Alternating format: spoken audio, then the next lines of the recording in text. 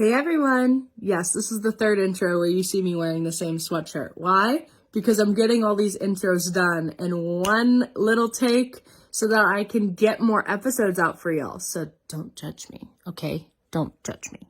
Um, but welcome back to the season finale of the Bad Collection podcast. My lovely guest today is Tammie Chavez. She has worked in the industry as far as theater and professionally in the industry as a stylist, but also she has a little touch with the paranormal, and she talks a little more in detail about that. I really hope you guys enjoy this episode. She was lovely to talk to, and just again, hearing her stories gave a lot of insight to a different side of the industry, but also just as a general, I love learning personally and hearing other people's stories and connecting. So it was just a joy to hear all of that from her. And as always, thank you for the endless love and support.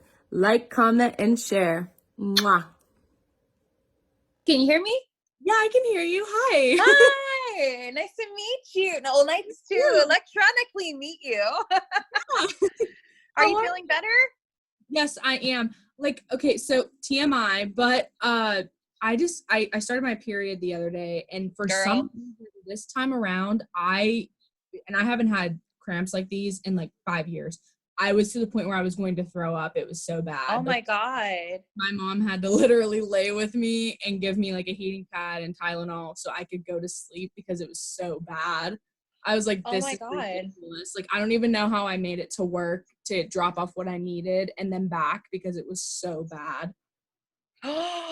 Girl, mine was like that. My last one was like that. It was intense. Like, it was really bad.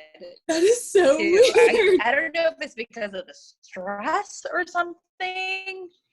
Yeah, but I mean, a friend of mine did point out the past couple months that it's just like literally and figuratively purging out, and in such a intense way, unfortunately. Oh, I'm sorry that you went through that. When you told me cramps, I'm like, I get it. yeah, because like I said, I mean, there was only one other time that it happened, and I was in high school when that happened, and to have that happen again, I was like, oh my gosh, like, I don't even care if whatever I'm on like helped it the last 2 times. I was taking something. Yeah. The next time oh my gosh, it was terrible. Oh, I can't imagine. I can actually. I've been through there. I've been in a fetal position before. Literally, I was in a fetal position. I was like crying. I was like, Mom. Yeah. She was like on her phone working. I felt so bad. Oh no. Yeah. Well, you look and you sound better. So. Yeah, thankfully, like, I just needed a little nap and some Tylenol, and we're all good now. That's all you need sometimes, That's all that you can do for your body at that point. Because exactly. Yeah, it's just what it is. Unfortunately, man, it sucks being a girl. Oh, 100%. I agree with that for sure. So, what did you want to cover? What did you want to talk about? Or what questions did you have? First of all, I love your hair. So cute. Oh, thanks. You're welcome. So I actually found you on TikTok, and I saw you were doing videos on when you were a stylist, and you were talking about the celebrities you've worked with, and I was like, oh my gosh, that's so cool. And then you were talking about like your experience with them, and I was like, oh my gosh, like, this is so funny, this is the best. So how long were you doing that, and when did you kind of go into your podcast and go into like the supernatural type of stuff from there? Well, I had always been involved with the supernatural, but not like outwardly, I guess you can say, or not in public. Coming from a spiritual city of New Orleans, I've always been involved in spirituality and the supernatural. Growing up in New Orleans, I've always been around theater and entertainment. Obviously, entertainment is a big hub there. And I went to theater school in Loyola, New Orleans, and I got involved with costuming, and then I got involved with a master's program in Florida State, and I made a lot of connections, and I moved back to New Orleans, saved up money, and moved to LA in 2009 and said, I'm going to be a stylist, or I'm going to do something with costuming and the entertainment. I want to do something in entertainment. So from 2009 to 2017 or 18, I want to say, a little light year between 2017 and 18, I was an assistant stylist. And then 2017 to 18, I kind of broke out on my own to be my own boss stylist. And then it came to the point where I got a better offer to work at an institution in Hollywood to direct a costume department, to be their head. And it meant adult things like, I don't know, like a 401k, which sounded really sweet. A salary? What? I get stagnant pay and benefits like my healthcare. Because that was the thing. And that is the thing that I think people don't understand. Like when you go into entertainment, you really have to figure out how you're going to be taken care of. What is your long-term goal instead of the short term? And for myself, like I had to picture myself in, at the age of 60, do I want to be retired? Am I still to be lugging around racks, steamers, and wardrobe bags? I wanted to be able to be financially stable and safe for retirement. And with styling, you really can't do that, unfortunately, unless you're, able to save up as much as you can. But it's really hard, especially nowadays. It's extremely difficult. Yeah, So I mean, yeah, with everything Mhm. going on, like I doubt you are doing anything in the industry as far as that goes, because No, I don't even know who's like styling anything for like any of these music awards and very stuff. well, very few. I have still some contacts that are still styling, and I say that with finger quotes.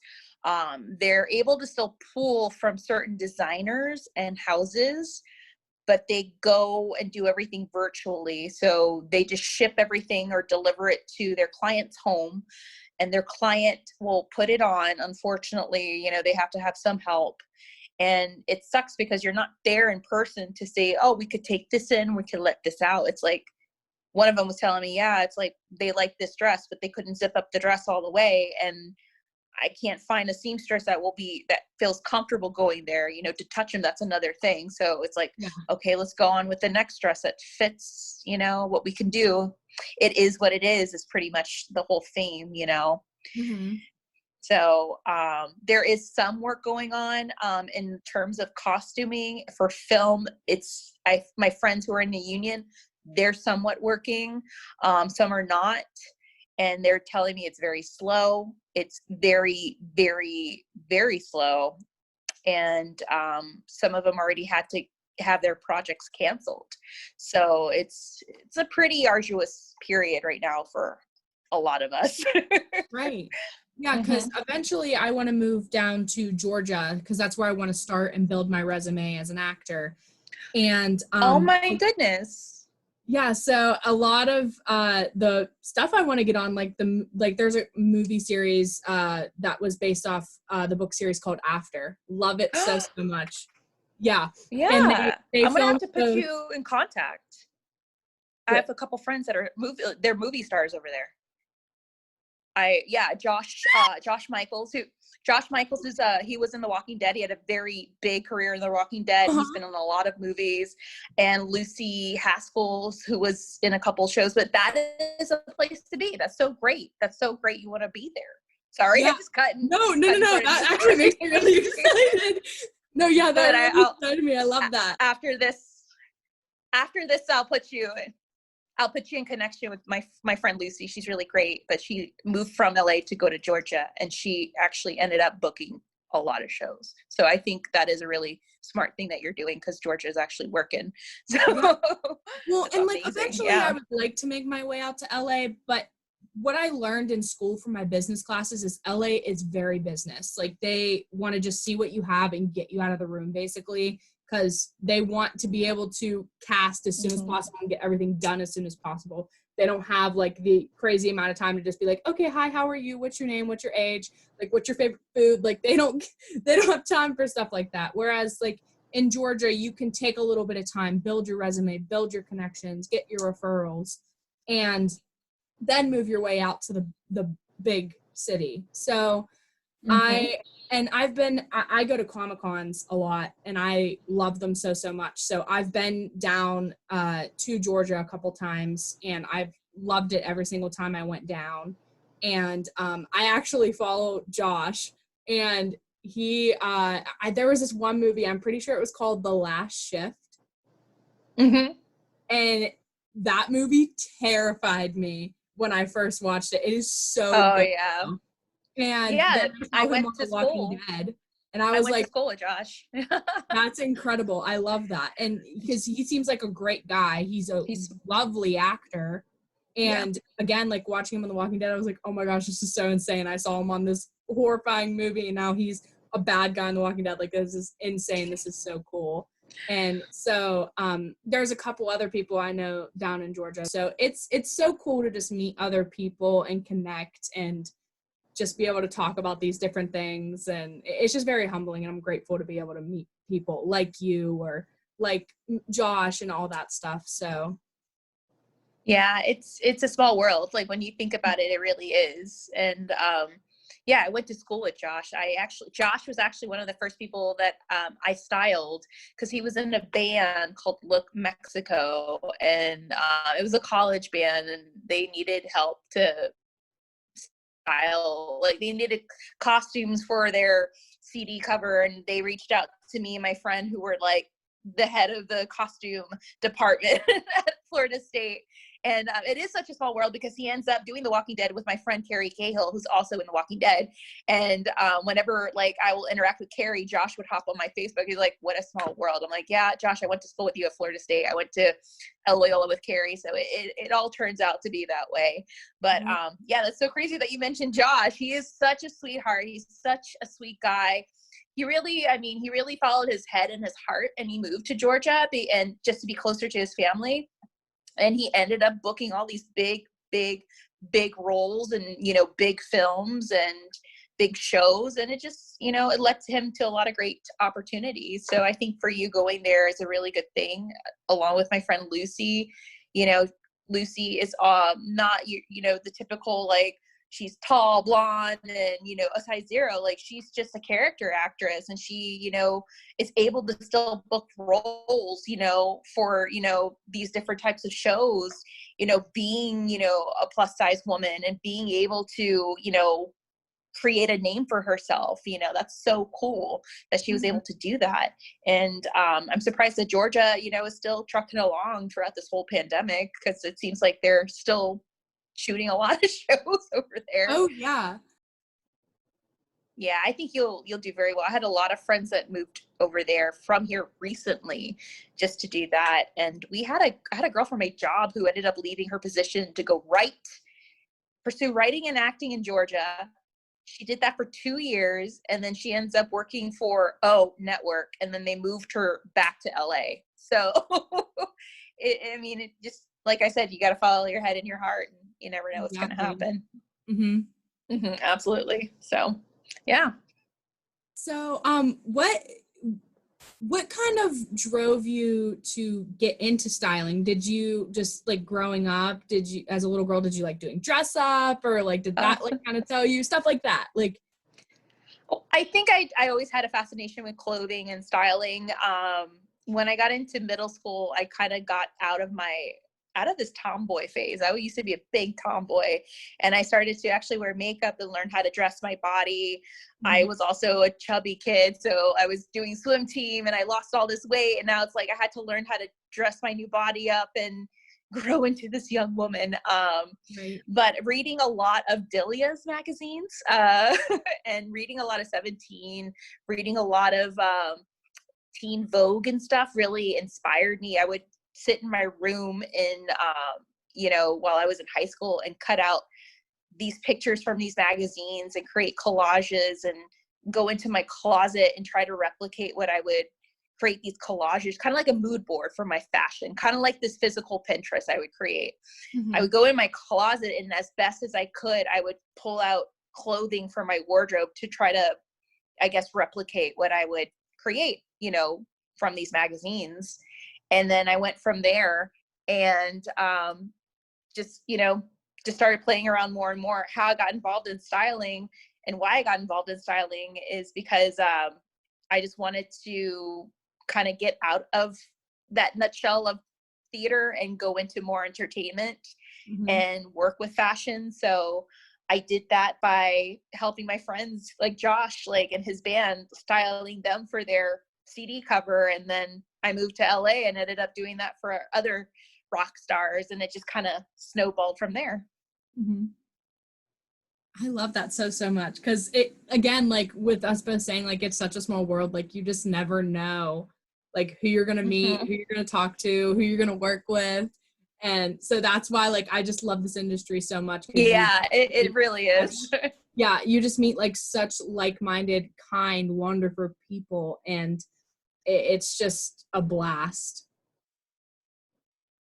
It is. And in the long run, I hate saying it, like, it's not necessarily nepotism, but it's also like about who you know. Like when I went to school, I came out with a lot of contacts that were living in LA. Like a lot of the friends I graduated with from school, they had jobs in the entertainment, they were working PR, they were working in agencies. And when I reached out to them, that's how I kind of got my foot in the door, because they would kind of throw out my name like, oh, if you need an assistant, the stylist needs an assistant, you should, go and call her or come and meet her. I'm going to this event. So that's how I kind of like got involved or got my foot in the door that way. That was my journey. But other people had different journeys, whether they interned somewhere or worked at a fashion publication or a magazine. So, there are certain levels and ways that you can get involved, but that was just my foot in the door and into this whole world. No, it really truly is about who you know, though. It is. Yeah. That was just like, it is a small world. So, yeah. So now I know you said you grew up in New Orleans and stuff, and you were always kind of just into the supernatural stuff, but what drove you into like doing a podcast and like kind of just going out and adventuring to those kind of places? I've always been that one weird girl that would want to go on a ghost tour when she would go on vacation. No, I feel that. Me too. I know a lot of people who, they're in my field of costuming, styling, and they have their podcasts about costuming and styling. I wanted something, I wanted an outlet, I guess you can say. I wanted something that could be a break for me away from costuming and entertainment. And somehow I'm still involved in that entertainment process with this podcast. Right. But I guess I was inspired by My Favorite Murder. I was inspired by serial podcasts, and that's why we drink. And here's a little supernatural story, and I'm sure you can agree, but my experience as a costume designer and costumer, I've worked in a lot of old theaters and a lot of old film sets, and they were haunted. Like they had a lot of weird things that would happen or weird legends attached to them. And the current job that I'm in right now is over the original grounds of where Charlie Chaplin used to live. His original bungalows are still on our school campus.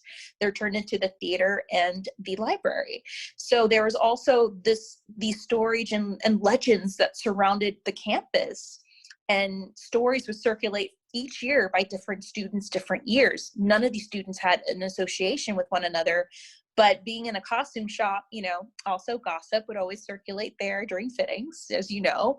Yeah. And we would always jump to like, oh, the history of the school, Charlie Chaplin, and then me making the comment, oh, I wonder if the school's haunted. And sure enough, there was a student or someone who had a story, and it just kept growing and growing. And then the school bought this old building next door, turned them into dorms, and these students were experiencing something in the dormitories.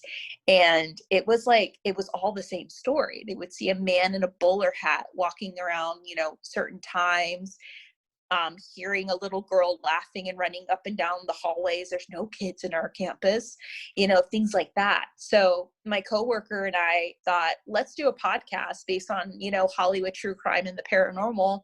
Let's do it for fun. And sure enough, it blew up. It grew, and it got a lot of recognition.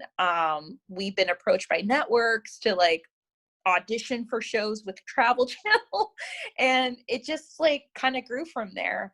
And I love having that side project because I get to have my little escape, and it's a passion project. And in some way, I'm still being involved in the entertainment, because now I'm getting all these networks and other companies wanting to work with me and pitch, I guess, ideas for their shows. So it's been a really interesting process, and I love it.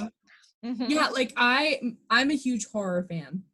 And Yes. so is my dad. My mom loves horror, but she's not as like crazy about it as me and my dad are. So my dad and I came up with the idea to do a like horror web series where we go through like each slasher, talk about every film in depth and so on and so forth.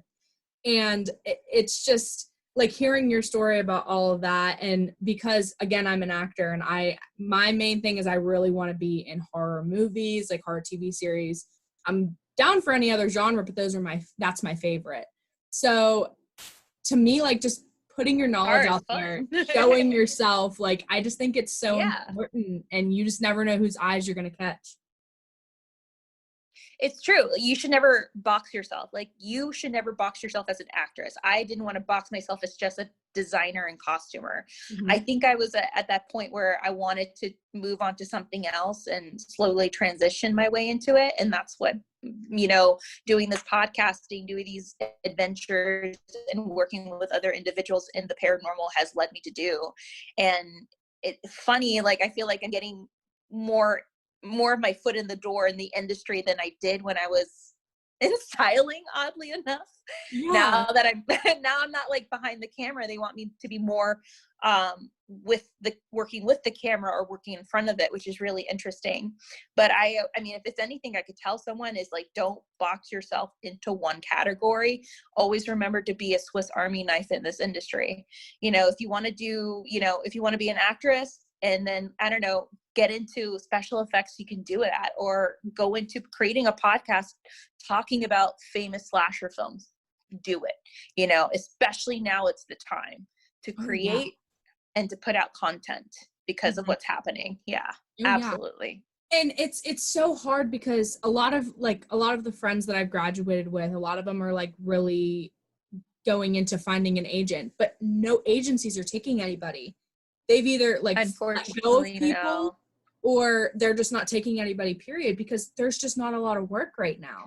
Well, I could tell you this, and for anyone that's listening, go into voice acting, because a lot of my friends who I told to do voice lessons, to take like now they're doing Zoom, or right now they slowly open the voice lessons here in California. Well, in Los Angeles, there's a couple of places in schools where they're allowing like a slow open up of students, and already 3 or 4 of my friends just got signed on as voice actors. That is the way to go right now, because guess what? It's about, they need voice actors for gaming. They need voice actors for cartoons, for movies, for commercials. And I think that's a direction you too can look into, because that's where a lot of money's at. People don't think, oh, voice acting, wait, yeah. Right.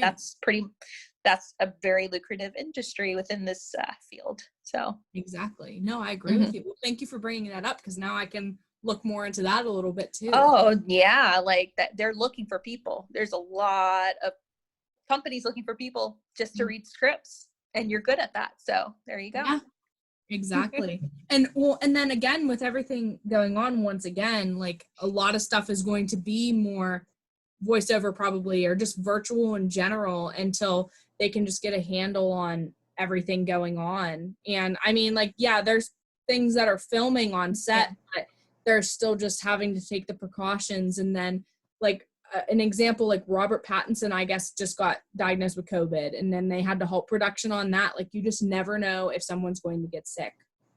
Yeah, you just never know if someone's going to get sick, or you never know if the project's going to be shut down because, someone might have gotten sick. It's right now, it's still lights, camera, and some action, but it's not, or in a while, it's not going to be a full lights, camera action. They're looking at projects that are very low cost extremely low cost right now. And so that's another thing to also keep in mind. But it's tough. It's really tough out there. It's going to be a little difficult for a lot of people trying to make it in the industry right now. Exactly. I mean, I feel relatively like grateful with where I'm at, because I am getting work. I'm actually going to work on my 4th film. I just did 2 of them about a week ago, and I'm going to work on another one just to do like a little bit of background and just, I want to build your resume. So building your resume is like super important. So you start off little and then you make your way up. That's just how the industry works. So of course, of course I want to make sure I'm doing what I want. But at the same time, sometimes you just got to grab what you can get and work with it and see where it takes you. You just never know where it's going to take you. Oh, absolutely. That's what I always tell people. Even if it's something that's not paying you, you never know the contacts you're going to make. There's been a lot of internships that I worked on where I actually got work out of, they remembered my name. They remembered the way how professional I was, and they're like, oh, like they need this assistant or they need this stylist to help, style this one shoot. Are you available? Oh yeah, sure. So you just never know. Yeah. You just never know what happens. That's show business. So, who was probably one of the best people that you were able to work with styling wise? I would have to be Will Forte of Saturday Night Live. Like I think I worked with him in 2010, 2011 for an event through Comedy Central and CBS called Night of Too Many Stars. I made a TikTok about it, but he was by far one of the sweetest people that I styled. Like he was just so down to earth. He was just super sweet, and he was just a good sport. One of the things we had to style him in, it was for a skit with him and Olivia Munn. They were supposed to be the 2 people in the scenario that came into this event wearing the same thing, except that Olivia Munn was wearing the same dress that Will Forte was. And they were going to do this whole thing of like what E used to do, who wore it best.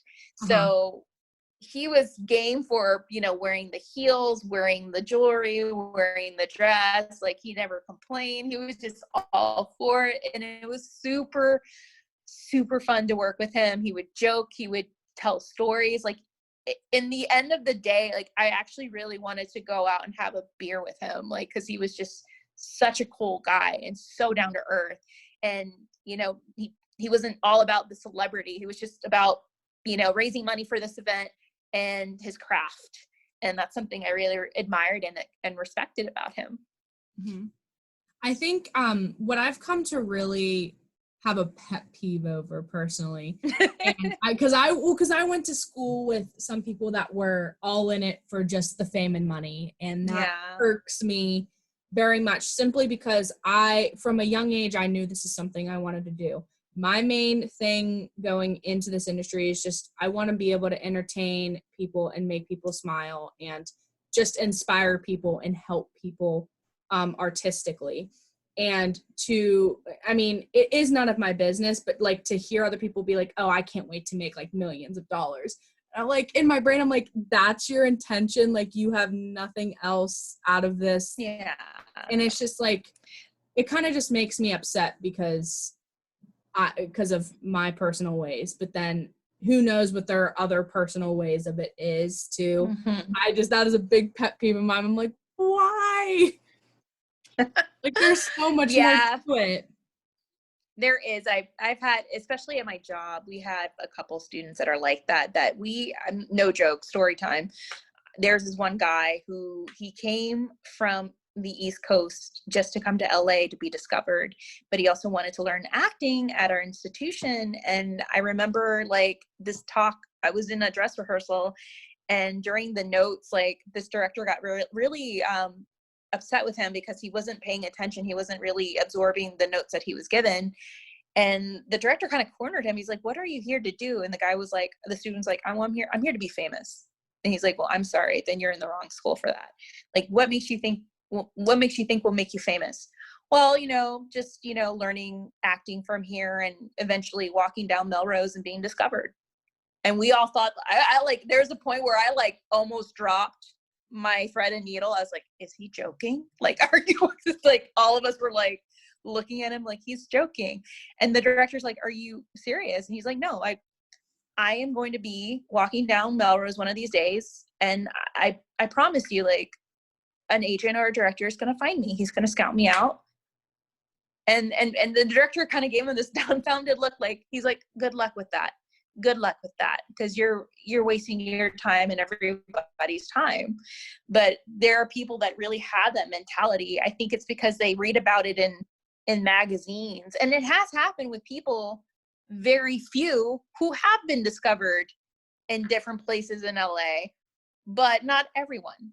So yeah, unfortunately that student ended up having to go back to his country. You know, we call them burnt outs, because like they realize after they graduate that doesn't work out for them.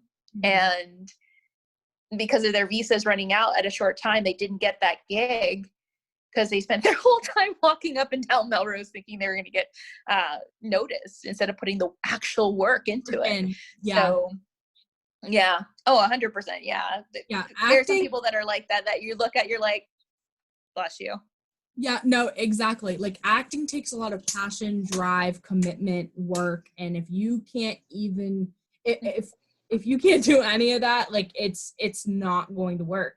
You just have, and that honestly actually does go for almost any career in the industry or any career in general, because you just have to have the drive for what you want to do. You have to love it. And if you don't have that, it's just not bound to happen.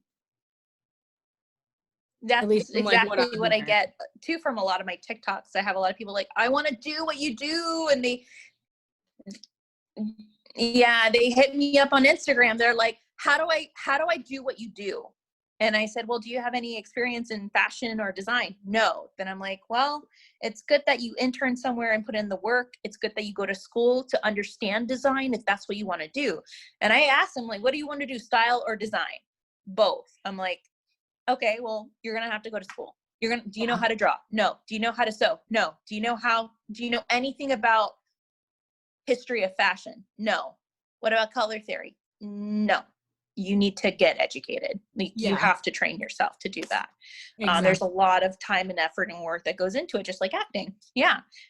People think like, I want to do this and I'm going to do it. It doesn't, a lot of times it doesn't work that way if you don't put in the time and effort and invest in doing so. So exactly, it's going to cost you money. Exactly. Like, I can't even, my student loan debt scares me, but at the end of the day, I know it's so worth it because it's what I want to do and I'm willing to do for it. And that's good. Yeah. And again, like with the message, like a message example that you have, like, I just have some people that will say, oh, acting seems like the simplest thing ever. Like, I could do it. I'm like, oh yeah, no.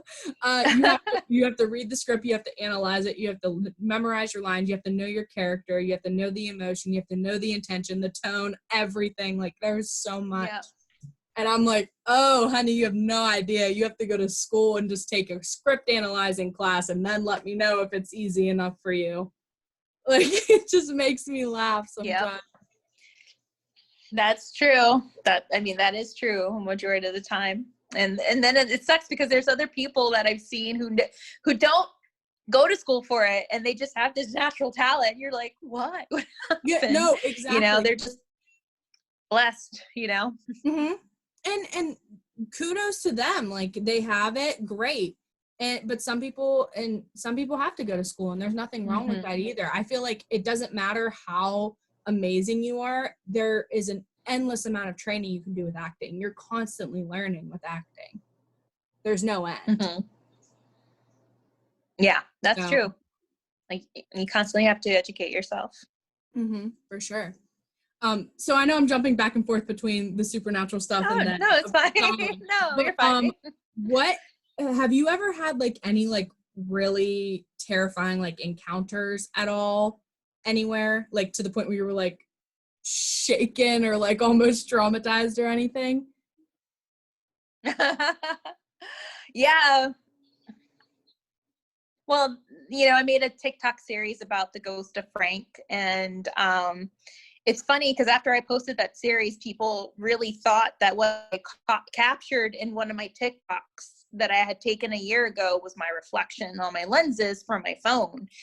And at first, like, I thought what I captured was myself, but then like something in my gut told me that it was otherwise. So to get, I guess, everyone caught up, last year I did a TikTok in my car while I was working on the job. I was picking up a sewing machine in Burbank from this place that I had always been working with for years. They always maintenanced my machines for my shop, never had a problem, nice guys. We just had good rapport. And I went to go pick up this machine for a job. We were building for a show. End of day, I go in, I pay, I have the manager come out to help load the machine in my car, and he left, and that was it. I sat in my car, there was traffic, and I thought, I'm going to do a little TikTok. And I go back and I review the TikTok, and I notice there's something in my lens, and I'm like, is that me? And I kept on going back, and I screenshot it. I'm like, that is not me, because my mouth is moving in this TikTok, and whoever's reflection that I captured, their mouth is closed and their features are very masculine. So something in me told me, this is not right. This is not you, Tammie. This cannot be you. I could read on this image, like there was like a stubble, a beard stubble. And it's just you could just tell it was a man. So I sent the picture that evening to a friend of mine who's on the show Ghost Loop on Travel Channel, Matt Lytle, who is a paranormal investigator and a specialist. He's been doing this for 10 years. He's like, Tammie, that is not you. That cannot be you. Because I'm looking at the video, your mouth is moving. And I'm looking closer at this image and the mouth is closed. That looks like a man. And so he couldn't think of anything. He's like, whatever you do, just make sure it doesn't follow you. Just make sure. And I'm pretty grounded. I'm like, yeah, trust me, I have my house protected. I burnt Palo Santo. I know what to do. The following day, I'm running errands in Hollywood. And I run into this coffee shop. I have a little break. Something in me tells me just to call the shop and just ask them, do they have anything weird going on in the shop? Because they had all these vintage machines. Could it be that one of those items has something? So I called, I spoke to the manager, Matt. I was like, Matt, I'm all seriousness. No, Matt, the machine's okay. It's great. But all seriousness, I'm going to be real. Have you ever had anything weird happen in and around your shop? And he, without hesitation, Brent, he was like, yes. We've had a lot of things happen in the shop that I can't explain. I'm like, do tell. He's like, things go missing, I know. He's like, things go missing in the shop. We have a work area where our tools are always stationed there. They are never moved anywhere. They will end up in random places of the shop. Things will be flown or thrown from the shelves. We would hear footsteps and a man's voice in the back when no one's there. It's just him and the owner. They're the only two men in that shop. And they would sometimes hear scuffling in the back, like someone's in the back when they're just in the front of the shop. And I asked him, how long had this been, going on? He's like, oh, this has been going on for the past 2 to 3 years. I'm like, do you know what it is? He's like, yeah, it's Frank. I'm like, you gave it a name? He's like, he's always had a name because he used to work in our shop. Validation. I'm like, can I come over? I was like, Matt, I captured something in a video. Can I bring it over to you to show you? He said, yeah, come by tomorrow. The next day I go to the shop. I show them the TikTok. They see it. They see the image on my lenses. And then I showed him the still shot there. And I said, do you think that's me? How can that be you, Tammie? That's Frank. That is Frank. He brings the owner into the conversation. He shows the owner the image. He's like, that's Frank. He's like, what is this? So the look on these men's faces is sheer terror, but at the same time, it's like seeing a friend that they hadn't seen in a very long time. I asked them, like, do you have a picture of Frank? No, Frank he was never the type to have pictures taken of him. He looked exactly like this in your picture, Tammie. He had these horrendous grandpa sunglasses, the ones that you always see those old people wear. Like, they look like Terminator sunglasses. He was bald. He had a beard stubble. He didn't shave. He hated to shave. He was the type that didn't have an iPhone. He had a flip phone and a bike. And I asked him, like, what happened to him? Like, why what happened? How did he pass? And according to Matt, a few years back, you know, Frank was riding his bike to work and his heart gave out and he had a heart attack and he died. And fortunately, a jogger was across the street who witnessed it, ran across the street to see if he was okay and called an ambulance. And Matt was telling me, yeah, I remember that day. He got off the phone with me and literally 15 minutes later, I hear the ambulance, the fire truck. It was all down the street over here in this corner. And it was just surreal because I was literally this last person to speak with him. And it seemed like 6 months after his passing is when these weird things started happening in the shop. And they knew it was connected to him. They knew because I guess Matt one day asked if it was Frank to make a noise and Frank pushed something off the shelf. So while I was there interviewing them for a live feed for our Instagram for the podcast, because people on our feed were following this story. I was putting it all on our Instagram story. They were telling a story about Frank. We were in the back room and I have this on our TikTok. But this table was hanging on the ceiling and it just started swinging out of nowhere. And they're like, oh shit, that's Frank. You know, it was this funny story about Frank and we were laughing. And I think Frank was validating something that was mentioned that happened to him a while ago. And this table just started swinging out of nowhere. Just, okay, that's him. So Oh that my gosh. it was the craziest thing. I had not known about Frank. I had not known about the hauntings.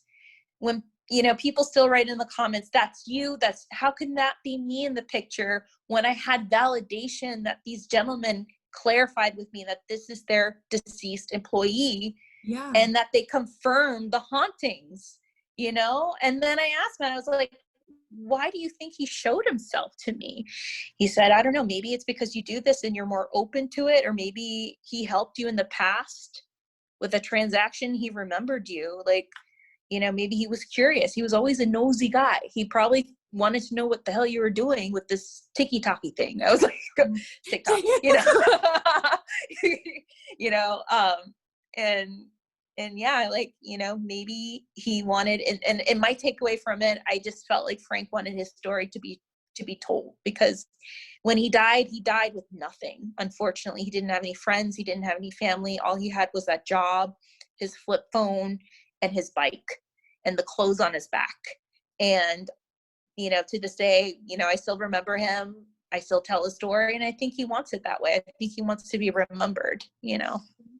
Okay, but like I don't, for as creepy as it was, like it's also like kind of like heartfelt in a sense in how you ended it, because Mm-hmm. you know, I don't know, but I mean, I love hearing stories like this so much, because I have friends and family like, ghosts and demons aren't real, and I'm like, yes they are, yes they are. Yeah, they are. It's because I people have don't them in understand my it. house. Oh, really? Oh yeah. You have a few in your house?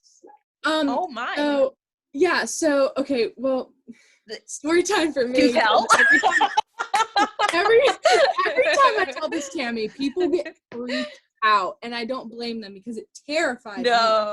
So the first encounter I had just gotten out of the shower, because my basement is my bedroom, and so I have my own bathroom down here. So I was looking in my mirror and I was brushing my teeth, and out of the corner of my eye, I just see this thing slowly walking towards my bathroom. Oh, It had my long like fingers and no face and long hair. And I was like, what was that? I was like, is my mom playing a joke on me? And I just thought I saw something, but it was her. I'm like, oh my God. "What, Mom?" No answer. I'm like, Mom! She's like, what? I was like, were you downstairs? She goes, no. I was like, oh God, I'm going insane. Oh my gosh. I haven't seen that thing since, but it freaked me out. I was like, oh my gosh, like that was not. So every now and then though, like out of the corner of my eye, I'll like upstairs more specifically, like I'll see like something walk across like the hallway door frame. And I know they're like nice spirits, like nothing bad has come out of it, but I always tell my friends too, I'm like, do not say anything stupid about it. I don't want to upset it. It's not bothering us. It's fine. Just don't say anything stupid. And and you know, one of them is going to do that. and well, thankfully none of them have went there yet. Because if they do, they're getting kicked out and they're never coming back. They're taking it with them. I'm like, it's going with you. Right. Right. But also my dog passed away a few years ago. We had to put him down, and because he had cancer for 2 years. And oh my God. it was in his eye. It was very weird. So he had it for 2 years, and when I left for college, after like the first month and a half, he started going downhill as soon as I left. So part of me was like, oh my God, he fought all of that time until I was leaving first. And then the way I had my class schedule was Monday, Tuesday, Wednesday, Thursday, Saturday, every week. I only had Fridays and Sundays off. So what I did was on Thursday, right after class, I left, caught a plane, came home, put him down the next day, went back for Saturday class. And that was the hardest thing I ever done because I had him my God. I was 10. So like he was my baby. I loved him so much. How old was he? He was 9. He was going to be 10 in October. It was September when he passed. So he was the greatest dog in the whole wide world. We call him the dog father. He was the greatest. But every now and then I see him walk around the house. Mm-hmm. And like, I'm getting like emotional thinking about it. Like it just, to know he's still here, like, is just so like just warms my heart because he was my first dog. I loved him so much. And I was so grateful that I got to spend like his last moments with him because I don't think I could have ever went like through with that without being there at all. So, but like to see him like out of the corner of my eye, sometimes I'm like, oh my gosh, like I just saw Milo. And so my dad, like right after we put him down for about a month, we were like, we can't get another dog. Like we just can't do it. And then one day my dad said he just woke up and he was like, you know, I'm going to call the lady that was breeding where we bought Milo from and see if she's still breeding. And lo and behold, she was still breeding and one of her dogs was going to be giving birth in like the next couple months or so. And my dad was like, oh, okay, so we would like to get another dog off of you. Can you just like let us know when they come? And she's like, yeah. So when I was in New York again already, obviously, and it was around like Thanksgiving time, November, I was going to be coming home for a couple days. And so I knew we were getting Deuce. And then when I came home for my little break, they also had another puppy. They surprised me with a second one, and we named her Mila. After Milo, yeah. So, oh my God! And they're siblings, so it's literally the cutest thing. So they're so like awesome. They're attached to the hip though, and we tried to see if the breeder like knew by chance if it was maybe like Milo's sister or like a part of Milo's bloodline. So she thinks it was like one of Milo's sisters that she kept inbreeded. Oh, wow. So it's like from the same bloodline, which is pretty cool. So it's like, oh, you never know. Yeah. So I love them to death. They're also like my babies. I love them so much. But what's the breed? What was Milo's breed? Yorkie Poo. Oh, he was a sweetheart. So, but like just like having these different encounters, I'm like, oh my gosh, like it's so surreal. Yeah. It really is. You're one of the many stories I would hear about animals coming back. You're one of the many. They always come back. I have one from a woman, the story and pictures. I think you could find it on our Instagram of Hollywood Paranormal and or episodes, but she did a story about these ashes of her first peonies or Pekingese. I can't remember the breed, but this one Thanksgiving, it was their first Thanksgiving without their animal since she passed. And the following day, they noticed these paw prints coming from the ashes on their wooden floor. And they were like, they don't have any other animals, mind you. And of course, all the windows and doors were closed, but it was just coming from the urn of their former dog. And the paw print was that of the dog's breed. It wasn't a cat. It wasn't a raccoon. It was like an actual dog paw print. And they're like, oh, she came back. Like, obviously she came back, because during that Thanksgiving, she could have sworn she saw the same thing too in the corner of her eye. She saw Princess. She's like, I kept on seeing Princess. And I just panned it to me missing her a lot in my emotions. But then the next day it was like, I think it was Princess telling her, no, I was there watching over you. But I believe that they're going to come back. And they're going to still watch over you. And in my heart, I believe that when you're ready to pass, they're going to be there to help you get into the light, or, go into the afterlife.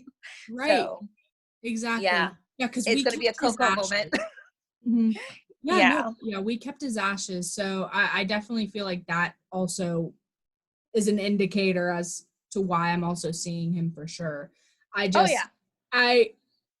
And like, besides like seeing him, sometimes I'll see like, it looks like someone's walking past, like I said, in the hallway in the door frame. And I think it's, the guy we bought the house off of, I guess this house was vacant for like 4 years before they put it back on the market, and he was selling it.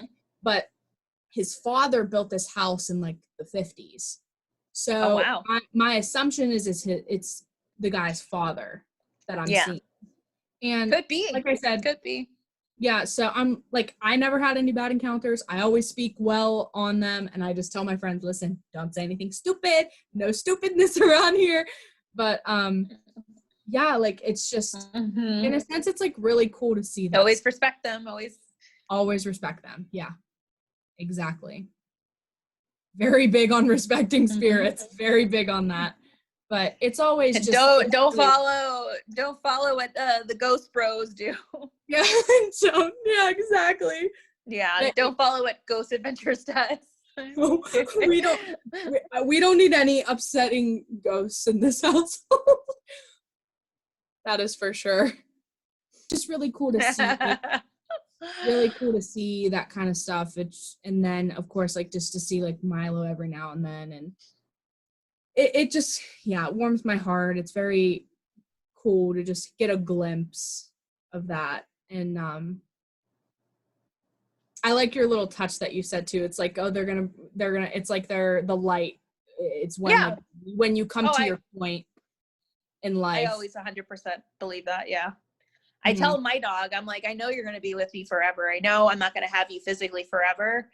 And I know it's going to hurt when I have to make that same decision. She's my first dog too. And I can't imagine what you went through, but in my heart, I know like she's going to be there, like in spirit. And when I'm on my deathbed, like she's going to be one of the people that I'm going to see. So, or one of the beings that I'm going to see. So yeah, exactly. I mean, it's that comfort, like they're there and they're always going to be there.